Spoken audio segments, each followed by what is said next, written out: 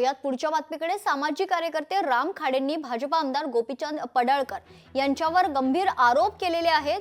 भाजपा आमदार गोपीचंद पडळकर यांनी देवस्थानाची 34 एकर खरं तर जमीन हडपल्याचा आरोप त्यांनी केलाय। औंध देवस्थानची मसूर सिद्धदेव रेवण सिद्ध देव सीताराम चंद्रदेव या 4 देवस्थानांच्या जमिनी लाटण्याचं काम पडळकरांनी केलंय। राज्यमंत्री आणि मंत्र्यांना हाताशी धरून जमीन लाटण्याचं काम करण्यात आलं आहे असा आरोप देखील राम खाडेंनी केलाय।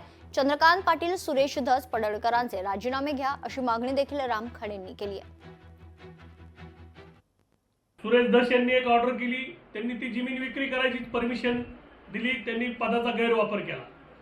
2019 ला चंद्रकांत पाटील महसूल मंत्री असताना त्यांनी एका देवस्थानची जमीन खालसा केली आणि ती जमीन विक्री करायची परवानगी देऊन पदाचा गैरवापर केला।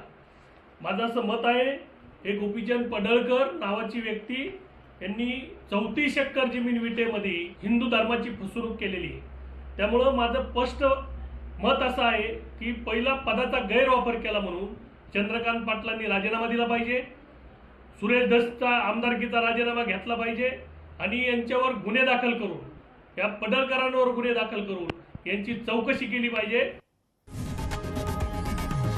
लोकशाही मराठी ऐका, पहा, जागरूक रहा।